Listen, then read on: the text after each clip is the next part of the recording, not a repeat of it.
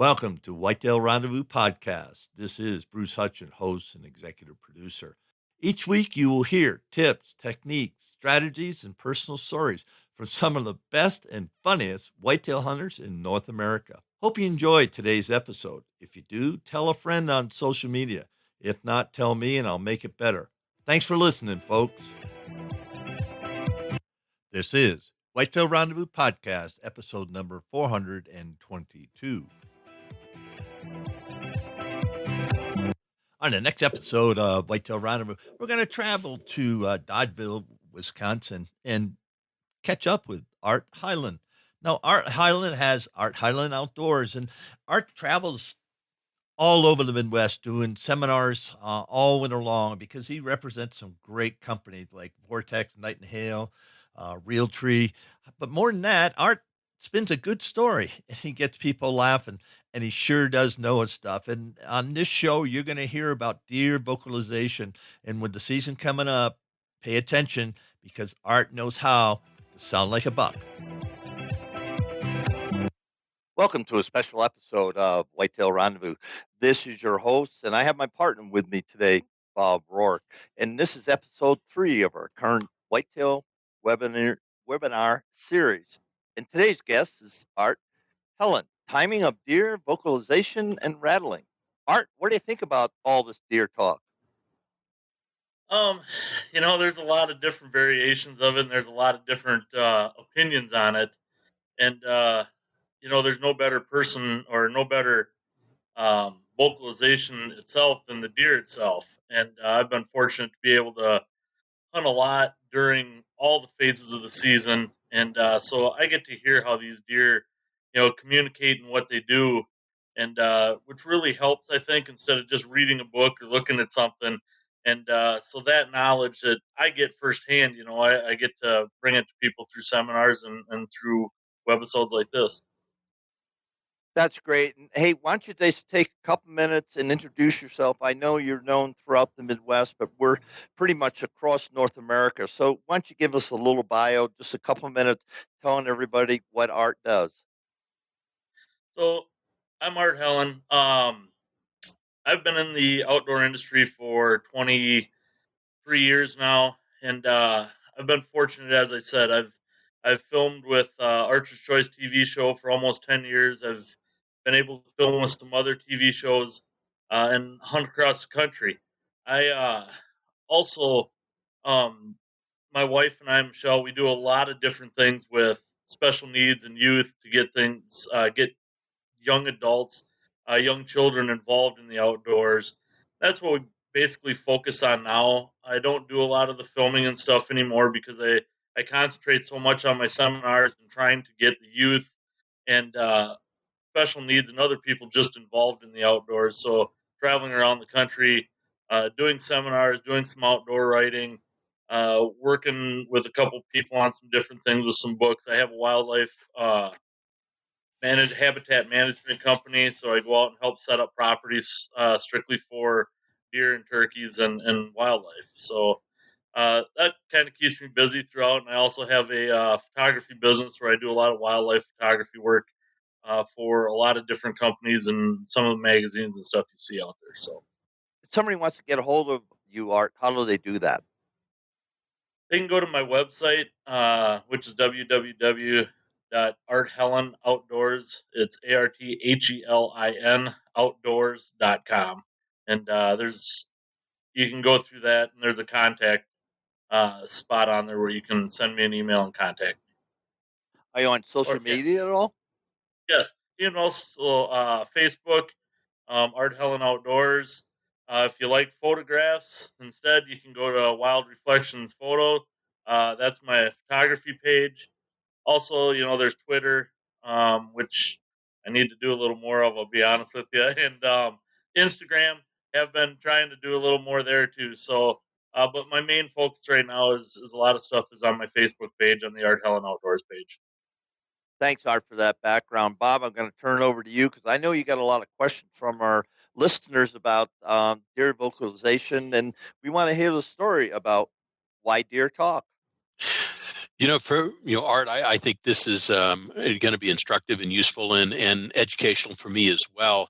So I think why don't we just crank through the presentation and slides that you have here to kind of keep us pointed, and then as we go, if Bruce or I run across a question or something, we'll interrupt just rudely.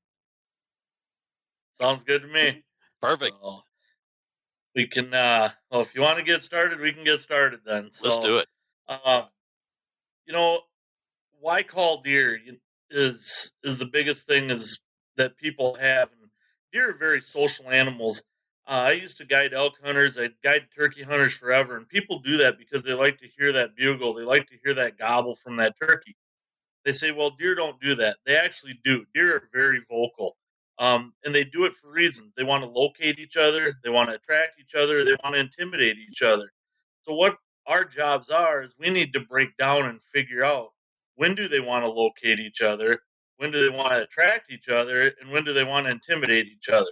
And that's the biggest problem I think that we have is um, using things at the wrong times of the year in different types of calls and different vocalizations that we shouldn't be using, and so they're not working right. And the other thing, when we call these deer, we want to use their natural aggression, their curiosity. So these are things that we have to break down because we want to bring that animal to us. It gives us the opportunity to see deer that we may not otherwise see. These deer could be, 200 yards away down in a thicket checking a bedding area at a certain time of year. And now all of a sudden you rattle or you grunt or you do something, it might draw that deer out to you and you would have never seen that deer otherwise. So then you move into, well, if you're going to call these deer, what types of calls do you use? How do you call them? And so if you look at grunts, there's a couple different calls. There's grunts, rattles, snort, wheeze, bleats, and whines. And if you went and looked up deer vocalizations and deer grunts, you're going to get a list 10 miles long because they have so many vocalizations. However, there's truly three that I believe that will get you ahead of the game and get you started. And as far as grunts, and those three grunts that you really need to learn are going to be a social grunt, a tendon grunt, and a challenge grunt. And those three calls, if you want to hear those, the way that they work, so a social grunt is what most of us learn. So we pick up a grunt tube and you go out and you go, that's just a social grunt. That is what most people go out and use because they don't know any different. And so they'll use that at a time when they should be intimidating and it's not. And so they need to learn that there's also a challenge grunt, which a challenge grunt will start out and they go,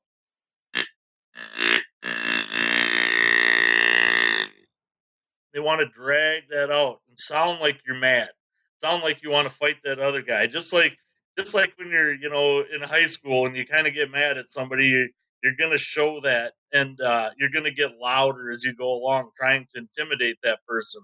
That's what they're trying to do, is they're trying to intimidate them. So that grunt again is just the long drawn out trying to sound mad. Then there's a tendon grunt. A tendon grunt is when a buck is following a doe that's in heat or thinks that she's in heat getting close. So a lot of people have heard this, they just don't know what it is. When a buck is chasing that doe, every time he puts his hoofs down, he's going. So he's ticking. It's like a tick, tick, tick, tick. What he's doing is every time he's exhaling, pop, pop, pop, pop, and he's trying to sound like he's chasing her. Then he'll try to get her to stop. So as he's doing that tendon grunt, he'll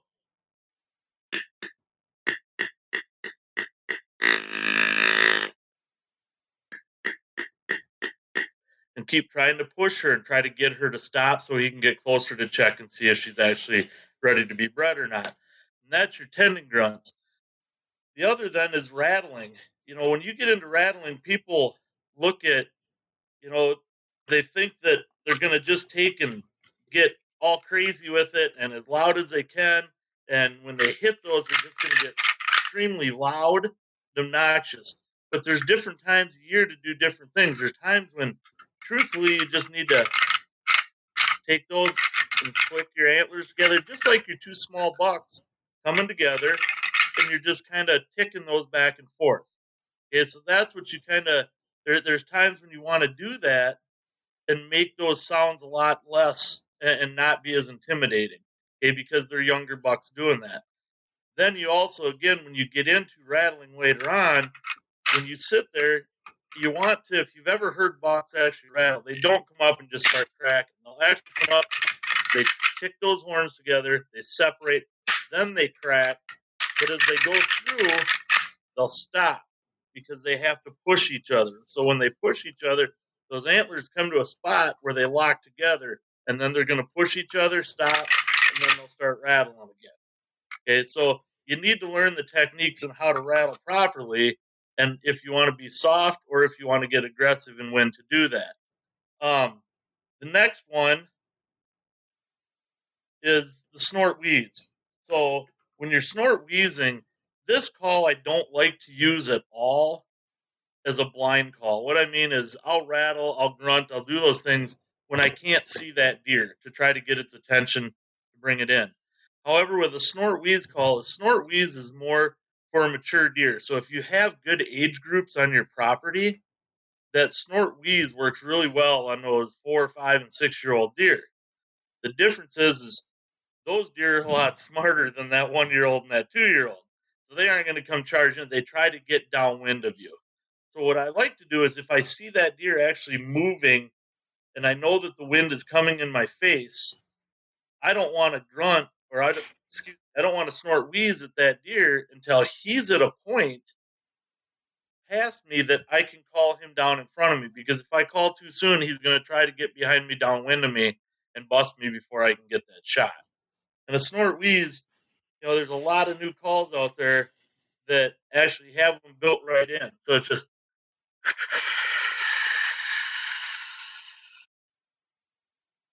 draw that out. It's too short. That's how you want to do that. A lot of times you can even do that with your hands if you have to, but cup your hands. It'll give that little extra boost to that sound, to that air. So, that call, again, is used very well with older, more mature deer, but don't use that as a blind call. Why do they do that? Of those deer will sneak behind you. Why do they snort wheeze? They snort wheeze. It's an intimidation call. It's strictly about who is who on the schoolyard. It's I'm here to intimidate you. If you challenge grunt, they don't. A snort wheeze is strictly to intimidate the other deer. And so that's why it works on more of your older, mature deer than your younger deer. I've seen it done where, you've got good age groups and you snort wheeze at a 2-year-old deer when you've got 4-year-olds and 5-year-olds on your property. It looks like you took that 2-year-old and shot him out of a cannon because he's already intimidated. He's been there. I've seen him turn around and take off so fast, that I've watched him actually, and we filmed it, where you snort wheeze at a 2-year-old and they'll try to get out of there so fast. I've actually watched them spin so fast and bounce off of a tree and down through the woods they go and ththey're gone. 1 and 2-year-olds, that's a call that I just usually don't use on them. More of a grunt on those because it's strictly intimidation. That's what it is. So well, I'm going to try my snort wheeze, and then you can tell me if I get an A, B, C, or not so bad.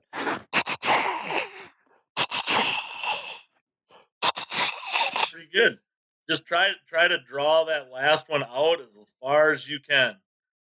So, yep.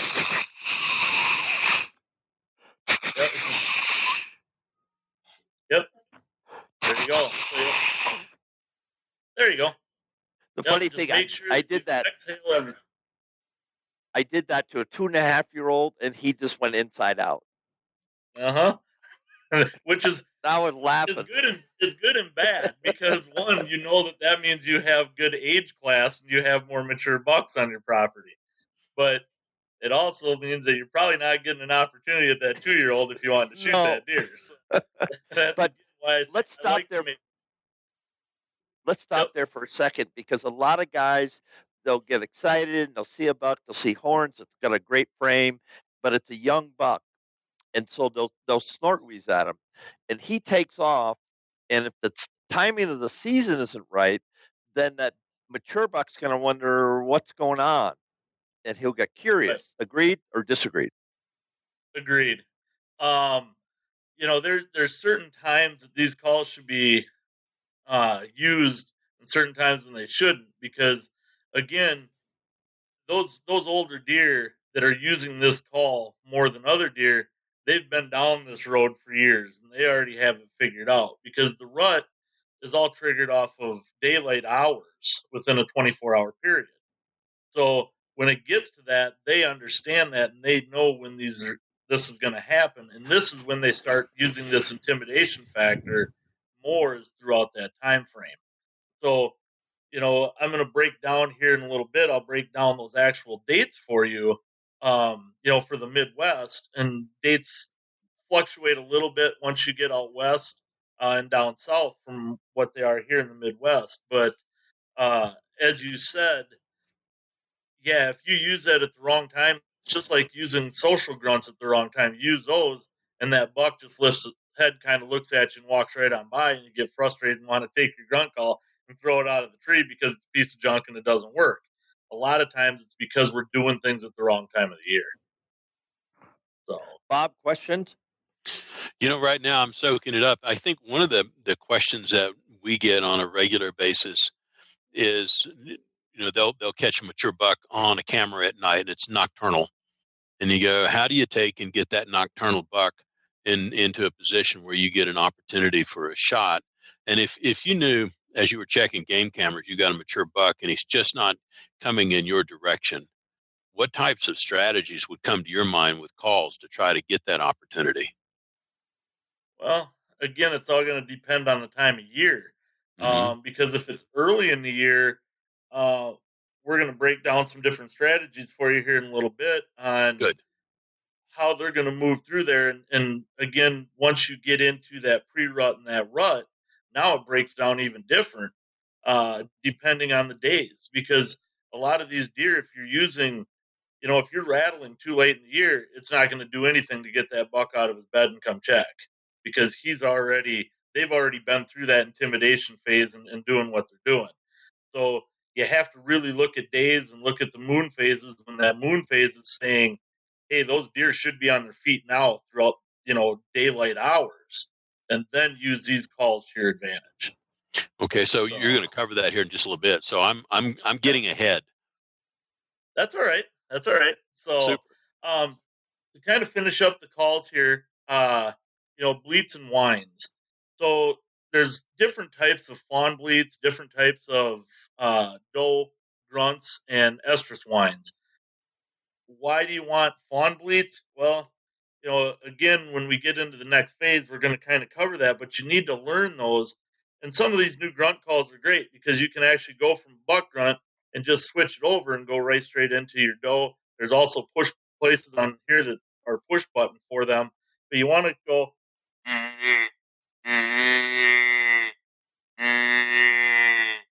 That's your fawn bleats. Your doe grunts, you can tell the difference in that compared to a buck grunt. Buck grunts are short, they're quick, and they're deep. Fawn or a doe, they're going to be just a little bit more drawn out, a little bit higher. Okay, and then your fawns. So learn that. Fawn distress.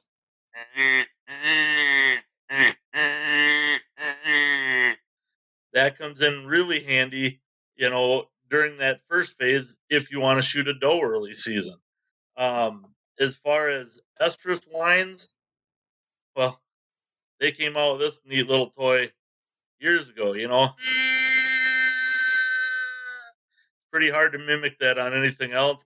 They make different sizes for how loud you want to get. If it's windy days, I like the bigger, easy bleats.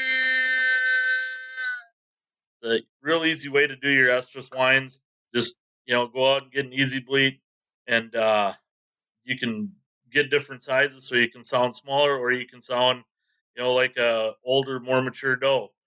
So now, I guess that these different types of calls, it is, when are you going to use them?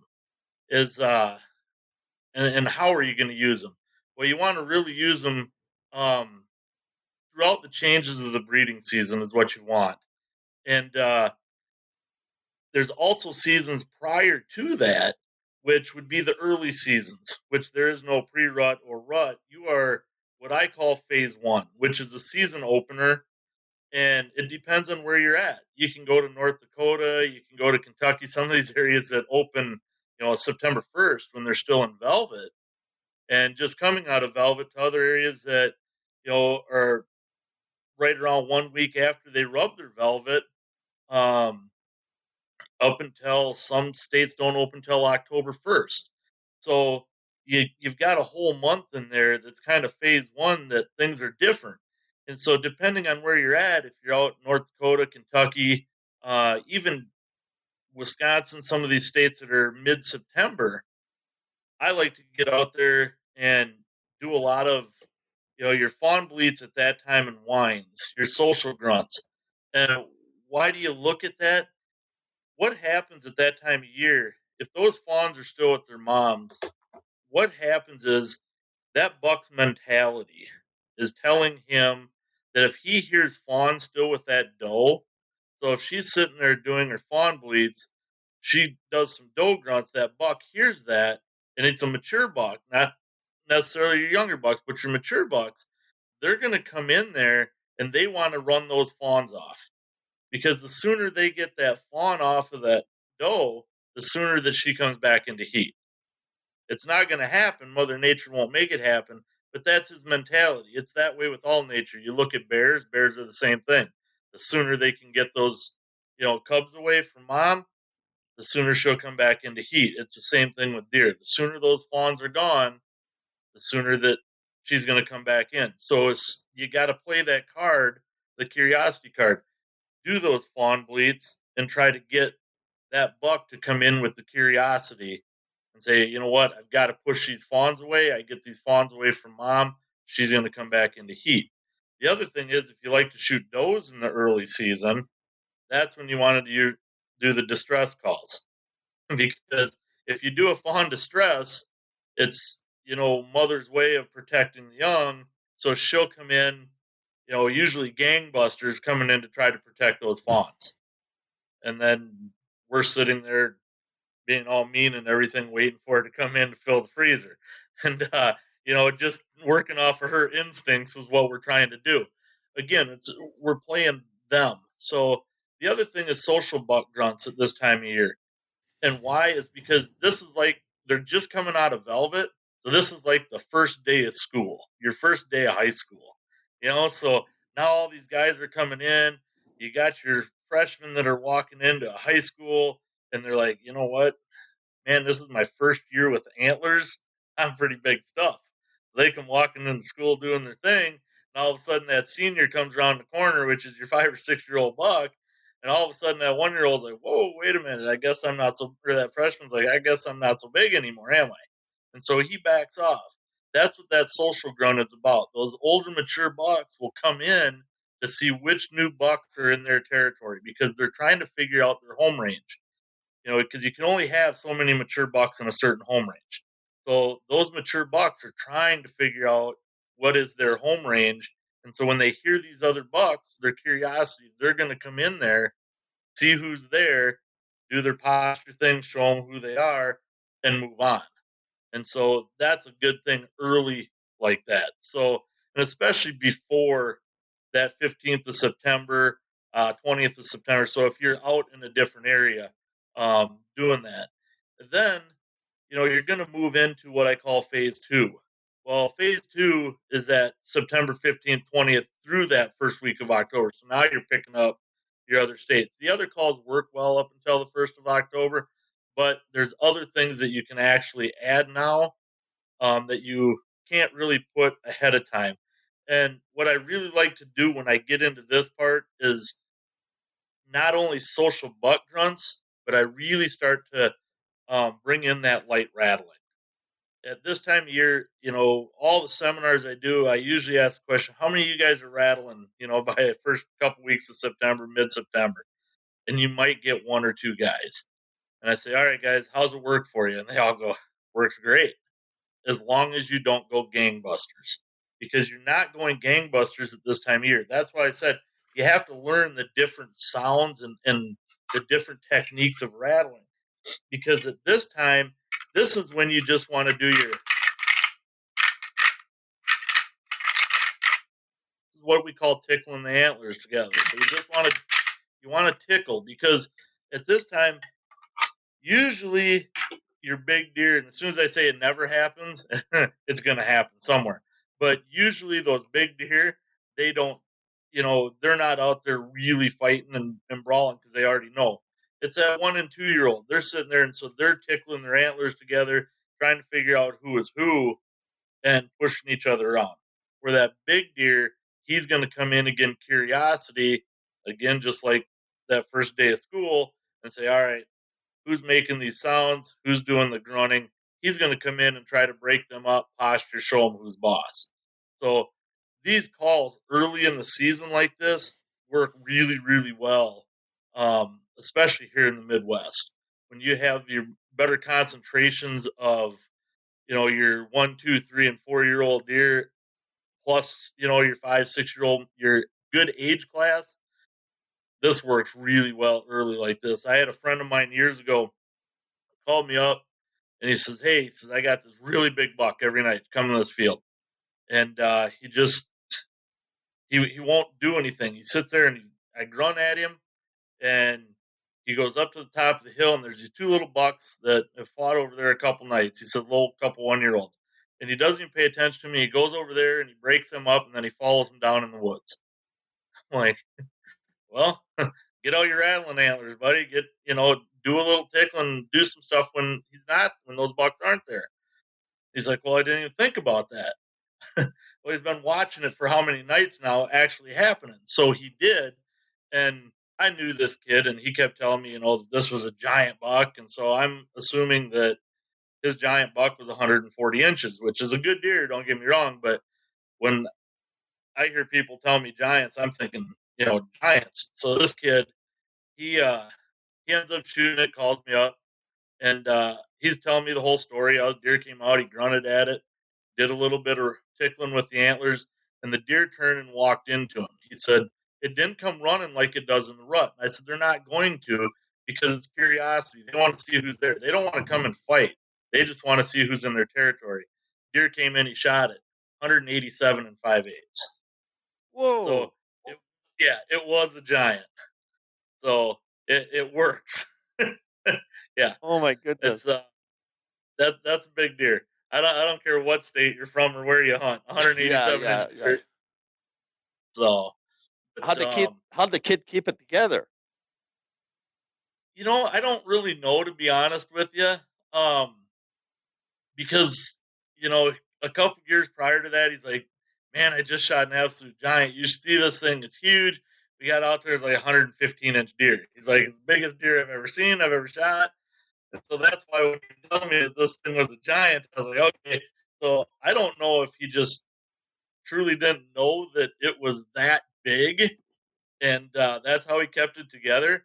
But I know once we found it, he didn't keep it together very good after that. So it was pretty neat to watch him. So, but it was a neat deer, and he said it worked just great. He said, but again, at this time of year, they're not going to come running to you. They take their time. And slowly come in, because it's the curiosity factor at that time. What dates are those again? So the light tickling, and that's what I call them, tickling the Yep. points. Actually, I just tick the points. Yep. And usually you start, here in Wisconsin, I'll say the opening weekend, so like around that 15th, and it goes all the way up until usually the end of the first week of October, second week of October, because then what happens is you fall into our October lull. And so anytime right up till then, it usually works, because they're trying to figure that out. They want to know who's who and who's moving into areas, because sometimes those deer die. We have CWD here, so sometimes they'll die from that, or they die from EHD. They get hit by a car, they hit, or they just get pressured and moved to a different area. So now there's a new buck in that area. So, they're always trying to figure out who's moving into their home range, these mature deer are. And so they want to push them out or are going to get pushed out themselves into a different home range. So that's why it works so well. How big's my home range? I'm a mature buck. I'm 4.5, 5.5 years old. How big's my home range? You're definitely a mature buck. I'll give you that. So, come on, Art. Come on, brother. Hey, we're all there. We're all there, Hey. Bruce. That's all I can say. That's all I can say. My home range is pretty darn good. It's about 1,000 miles come fall. Yeah, my home range goes a long ways, but actually, that's the funny part is, as we get older, we travel a little bit farther, but as the deer gets older, his home range gets smaller and smaller. And it's kind of neat because right now I'm doing some studies with the DNR, and we've been tagging deer and putting collars on them, so we get to watch where they actually move to and what they're doing. They're finding out that these older mature deer, 1 and 2 year old, they don't travel too far yet. A 3 and a 4 year old, those deer, I was talking to the guys that were running the collars the other day, and they've got a buck right now that is 12 and a half miles away from where they collared it. Whoa. So yeah, he's moved a long, long ways. The majority of them don't. Most of these, and then as they get to 5, 6, and 7 years old, they're finding out that some of these deer live in 800, 900 acres or less. They keep getting smaller and smaller depending on the topography of the land and different things. But so it's kind of different watching that and how they are. But yeah, as they get older, their home range shrinks. But that 3 and 4 year old, those bucks will travel a long ways. It's just like us. When we were 16, 17 years old, we'd go so far. But once we got into our 20s, man, we'd take a car and you'd drive 50, 60, 100 miles just to go see your girlfriend or farther.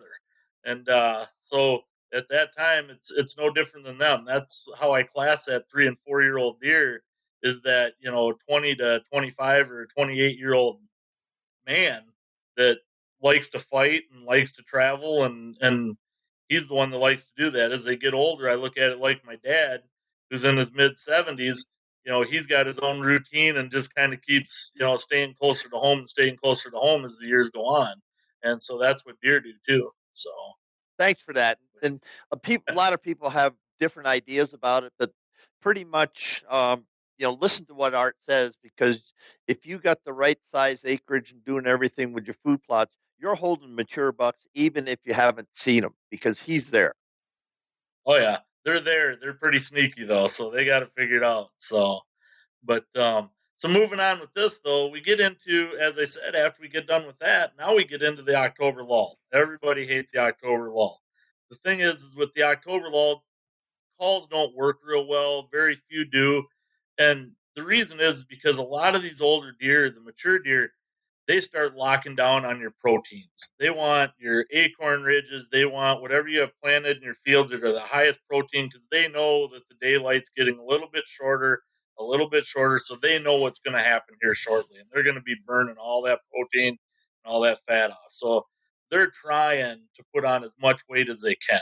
So you just have to hunt them smarter, get in their bedroom or get as close to their bedroom as you can. And at that time, you might try to do a little bit of social grunts or some challenge grunts as you get closer to the end of that October lull. Then you could start maybe a few challenge.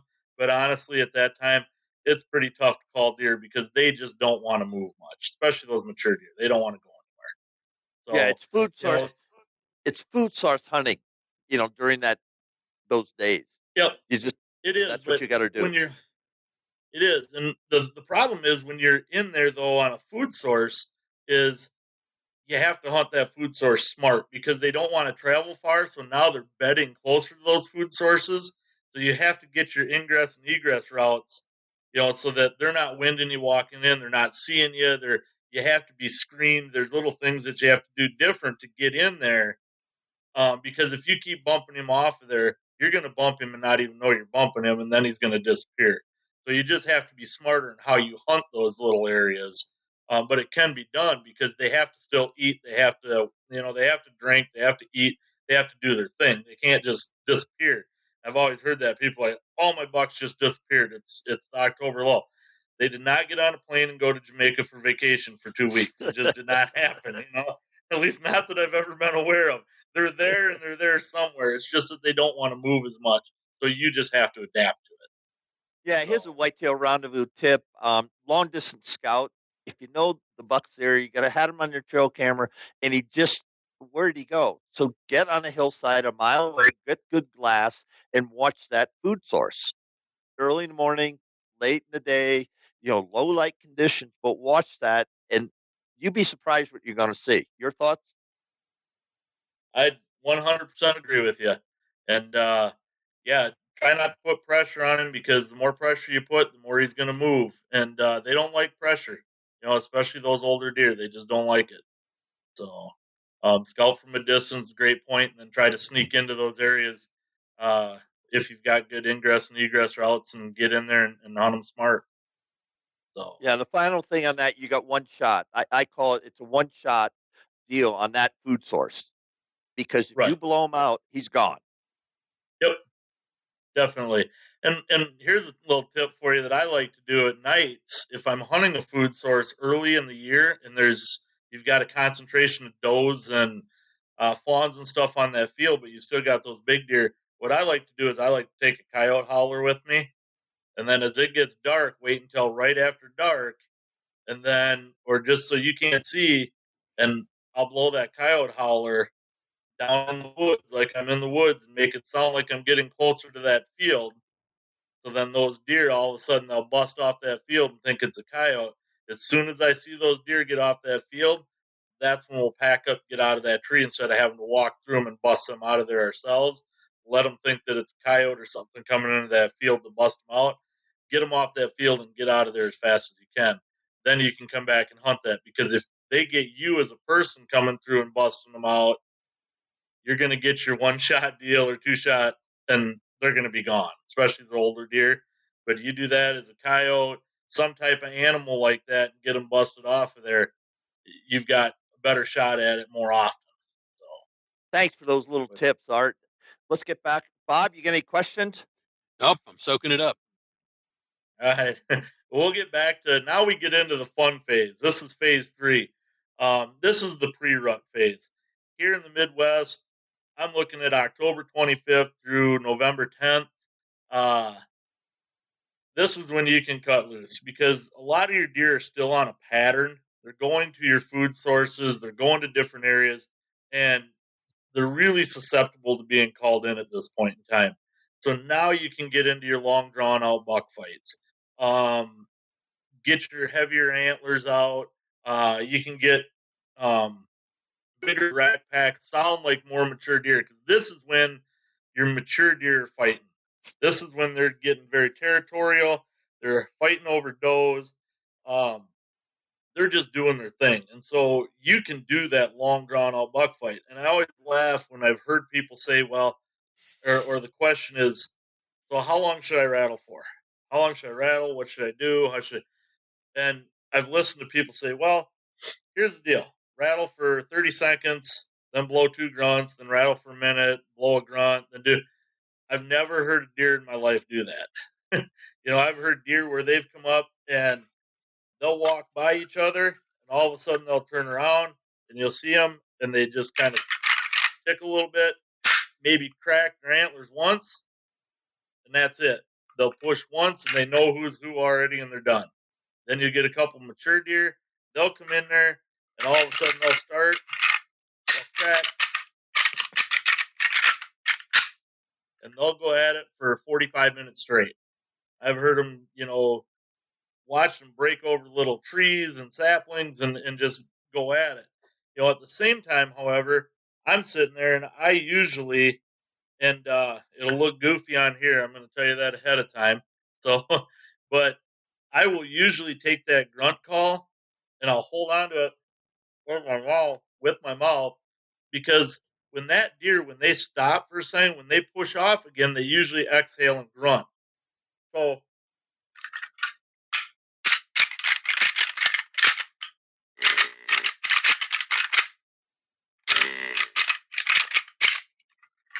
So make it sound realistic, because they're going to grunt at the same time they're pushing with those antlers as they exhale.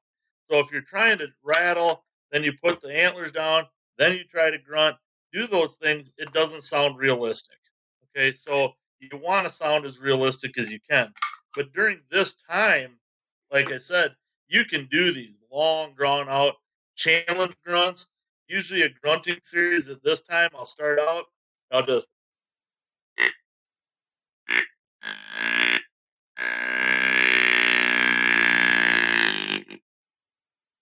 and then I'll either snort wheeze if I see that deer and know where he's at, know what he's doing. If I don't see him, I'll do that challenge grunt. Then I'll get into rattling.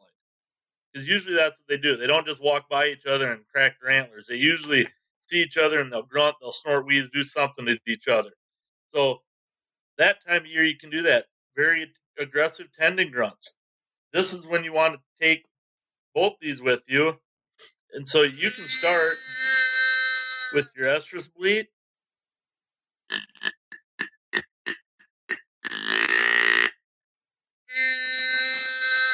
And as you're doing that, you can turn and make that sound one way or another. That's what calls these turn for. That's why they're flexible. So you can.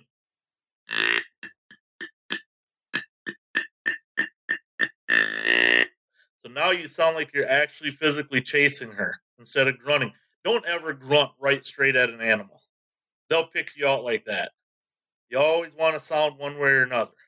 Okay, so start one way and go the other and sound like you're actually following that doe back and forth. The nice thing with these is because they turn like that, you don't have to sit in a tree and have all this movement. All you have to do is move your hand, and that's it, back and forth. Let's give a plug for that grunt tube. Who makes it? Nightingale. Nightingale makes this, and they've also got there's a couple different ones out there that they have. This year they've got a new bone collector series out that is actually very similar to this, but instead of changing here, that one actually you press down on. And all of them, it's each one is different. So one thing that you have to do is try them all out and get used to them. Because if you look at like the bone, they call it, this one, you hear the sound in that. On. Sound completely different. This one takes more to blow and break over than this one does. So, you need to really work with these so that when you get excited, you don't sound like a wounded duck and go. So if all of a sudden that's not a good deal. I've done that. I'm guilty. Sorry. And all of a sudden you want to go and challenge grunt him and go. Instead you go.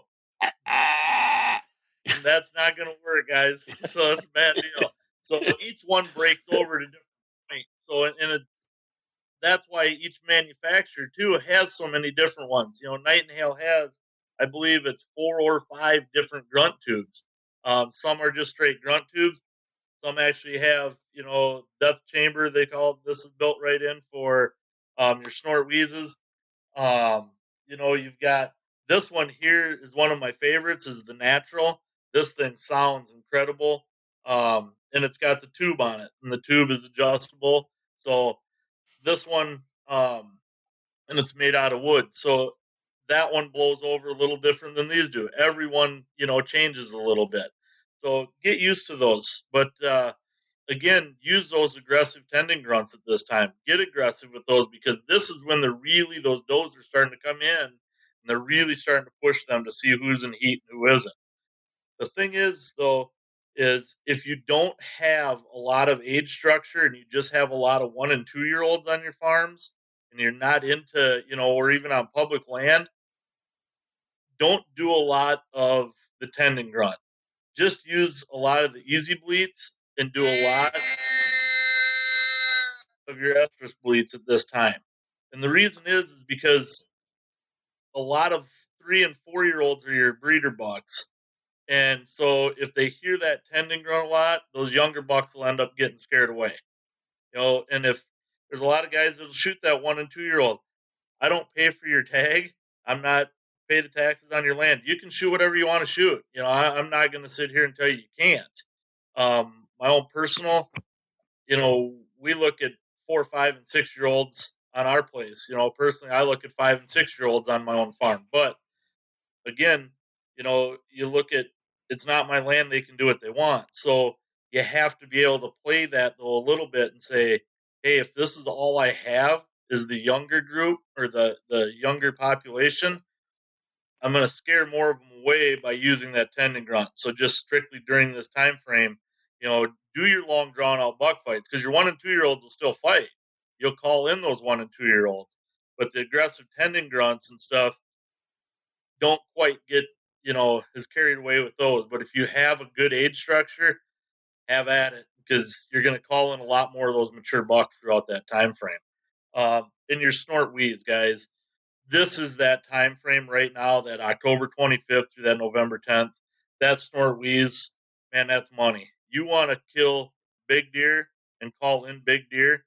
When you see that deer walk across the field, most guys I talk to, the problem is they'll say, well, yeah, I grunted at that deer in this time frame. And they'll go, I'm like, all right, that's a social grunt. They don't want to do that. You got to remember, guys, we're in an intimidation factor now, okay? It's all about intimidation during this time frame. That's not very intimidating, okay? So we have to figure out what is intimidating. Intimidating is a challenge grunt and a snort wheeze. So if you challenge grunt him, he's going to stop and get his attention. Now let him get to that point. Now you snort wheeze. You do that, more than likely that buck, if he's not on a hot doe, he's going to come inside out, and he's going to come like hot and heavy and fast, because he doesn't want you in his territory. He wants to know who the intruder is. We've killed a lot of really good bucks, some 5 and 6-year-old deer. And when I mean 5 and 6-year-old deer, we take our teeth here, because I'm so into the age thing that we actually take our teeth out of those deer, and I send them to a place in Montana to have those teeth aged, so that we're not just looking at a jaw guessing. We actually get the actual age of these deer, so we know how old it is. I did read today, however, that there is a new place in Michigan that's a lot closer to me, so I might be sending them to Michigan instead. But so that's how we really tell how old these deer are, and can break that down. So at that time frame, though, again, that snort wheeze is very, very effective. But make sure you see where he's at and have at it with him. So, and then what we do is, then what happens is, after they get through that pre-rut and that real intimidation stage, now they get into what peak rut. This is the breeding season, lockdown, everything else. Guys, I don't like this time of year, I'll be honest with you, because what happens is that buck that I've been patterning all year and looking for, he could be 3 miles away. He could be 5 miles away on a hot doe somewhere. Granted, I could have somebody else's buck in there, but the one that I really wanted to go after, he may not be there anymore. Or he may be almost impossible to call in because he's locked down with a doe somewhere. And this is the time frame, that 10th of November through the 20th, 25th, that a lot of guys are using those social grunts, or they're rattling, and it's not working for them. Why? Because they're using either a social grunt or an intimidation factor, and they don't want to be intimidated. They've already been through that stage. Now it's all about jealousy. Now they're like, well, so who's in our territory chasing that doe? So what I really focus on now is, now I really change things up, and I really want to do the estrus whines, the fawn bleats, and the tending grunts. And look at that. Especially if I see that buck chasing a doe and she won't stop, that means she's not ready. So now I got to hit that jealousy factor, because they know those daylight, the hours of daylight is getting as short as it's going to get, and the days are numbered. Mother Nature says, hey, your days are numbered. You need to get this done. So why would I want to fight anymore? If all of a sudden Mother Nature says, hey, you got 10 days left to make this happen. Would I rather go find a new hot doe, or would I rather go over and fight somebody? I'm not going to fight somebody. I don't know about you guys, but I'm going to go find that hot doe. That's just the way it's going to work. And that's what these bucks, these older deer are doing. So if they're chasing that doe and she's not ready, hit him hard with those estrus whines and a tendon grunt. All of a sudden, he's going to be like, "Whoa, wait a minute here! Now I'm jealous. Who's the hot doe and who is chasing her? Because we've already established dominance. I'm in this area. This is my home range, and who is that? So now he wants to go kick that buck out of there. So I really focus on that at this time, and try to get away from the dominance calls. Try to get away from the rattling. Rattling sometimes will work if you actually physically watch a buck breed a doe. When he dismounts her, sometimes the rattling will work. I don't know if it's, and I've asked a few biologists and I've never really got a straight answer, but I don't know if it's the shift in hormones after, just breeding or what that puts him in that outrage again. But sometimes that will work and that rattling works then. But I've had a lot better luck and more success by just going to jealousy calls than working with dominancy calls throughout that whole time frame. So then, of course, we get into rifle season in a lot of different states. It's still that most of those are through that jealousy factor, so they still work up until usually after the second or third day, and they've been shot at enough they kind of go underground and disappear for a little bit. And then all of a sudden you get to the end of the year, you'll start getting in that last phase, I call it, or the fifth phase. This phase from December 5th is what I usually say until the end of the season. Post rut, concentrate heavily on your food sources, guys. Your food sources, if you have the best food, and as a land management guy that goes out and sets up property, this is one thing that I really like to concentrate on, is having the best winter food sources available. Again, watching these studies with the DNR, watching a lot of these deer coming into these food sources, they're looking at this year some of the biggest congregation of deer coming into some food sources that we had were between 5 and 7 miles from deer coming from that far in, plus keeping our own deer there. This is a great time you can shoot your neighbor's buck and let your buck get to another year, and I got some great neighbors. So, we always joke about that. And I'm like, don't worry about it. I said in December, I'll shoot your deer. But we already know, we all get together and know all the deer and stuff. But it might be a deer that you've never seen that's an old, mature deer from 5 miles away that you could then shoot and let your deer get another, a year on it and get more mature. But what happens then is because they congregate on these food sources so much, is you have to go back to the socialization factors that you did early in the season. Because now all of a sudden these mature bucks, they're going to start laying close. They want to get close to those food sources because they don't want to burn that energy. They need to put all that fat back on. So if you've got, great brassicas and you've got beans or corn, different things in there for them to eat, what I like to do, this is the time of year that I like to use a decoy. And I'll take a decoy and put that out there. And then I'll start doing my social vocalizations, my doe bleats, my social buck grunts, and my light sparring again. If you ever go and you grab game cameras late in the season like this, all of a sudden you pick those up, and all of a sudden you're like, hey, why are these bucks fighting all the time? And you've got a lot of these little bucks that are fighting. And that's because a lot of deer got shot during deer season, during rifle season. They got pushed out of different territories, different areas. Now all of a sudden they're there and they go, well, who are you and who are you? And so they're trying to figure out who's who again. And it's that game all over again because they've got all these new deer on these food sources. So to get them out there early, I like to put that decoy out there and sound like either that doe or like that young buck that's out there and get that big deer on his feet earlier in the day and make him feel calm and curious. Say, hey, look, there's already deer out there.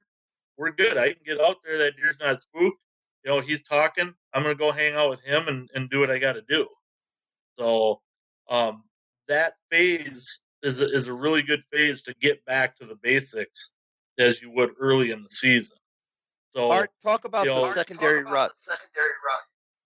Well, there's a secondary rut, and I don't Or have that in estrus there. cycle. I said it wrong. It's really the young of the year coming into estrus. Okay, and usually because in the seminar I actually have another slide that's just a deer that was shot during that, because it's such a short time frame. It's a very short period where you look at it anywhere from 28 to 35 days usually after that first doe is bred. So what you need to do is you need to, if you have a good relationship with your neighbors, or if you're really paying attention out there on public land, whatever, when you see that first doe being bred or hear about that first doe being bred, mark your calendars. Because usually if she's not bred, or if the other does and the young fawns aren't bred, 28 to 35 days later, they'll come back into heat again. And it's a very short time frame, and so it's a very fast and furious rut because there's not nearly as many of them coming into estrus. And so when that happens, a lot of those bucks, they'll all of a sudden show up out of the woodwork again and start pushing them. This happens usually during this time frame when you're in that phase 5 and when you're back out on those big food sources. So that also affects that. So usually when I get into that first part of phase 5 is I will actually carry all my estrus calls and with me too, because if I see a doe that's in heat, or if I see a buck that comes out into that food source and starts checking does again, that to me is telling me that there's probably a doe somewhere in the area that's hot. And so the second rut or the second estrus period has started.